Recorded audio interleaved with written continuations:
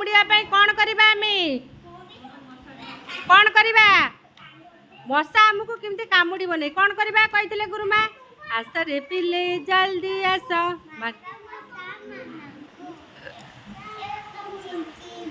ହଁ ହଁ ताले मशा न कामुड़िया कौन करिबा मशारी औषध छिंचिबा ता सहित कौन करिबा मशारी टांगी सोईबा समस्त मशारी टांगुच त सुनना सब मोर हाँ इले बोपा मा गीत लो बसा मशारी न टांगी सोईले मशा कामुड़िबो तापर हमको मलेरिया हाँ ज्वर हबो तो डायरिया को लेकर मोर छोटिया कविता टी मु लिखी डायरिया एक अणुजीव जनित रोग रे जना झाड़ा ठारू अत्यधिक हेले से डायरिया भावे जना डायरिया एक अणुजीव जनित रोग रे जना झाड़ा ठारू अत्यधिक हेले से डायरिया भावे जना ऋतुकालीन परिवर्तन तथा वर्षा समय रे मनीष को विभिन्न रोग रे पकाई थाए ऋतुकालीन परिवर्तन तथा वर्षा समय रे मनीष को विभिन्न रोग रे पकाई थाए डायरिया रोगर 3टी नाम अतिसार पतला झाड़ा हईजा यार नाम डायरिया रोगर 3टी नाम अतिसार पतला झाड़ा और हईजा यार अन्य नाम डायरिया रोग 2 प्रकार अटे गोटे आकुट हेले अन्यटी क्रॉनिक अटे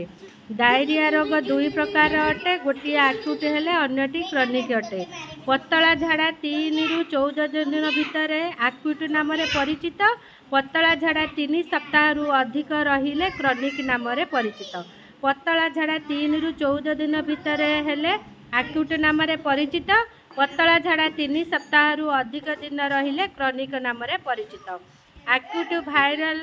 द्वारा प्रभावित हुए क्रॉनिक ऑर्गेनिक को प्रभावित करे आक्यूट वायरल द्वारा प्रभावित हुए क्रॉनिक ऑर्गेनिक को प्रभावित करे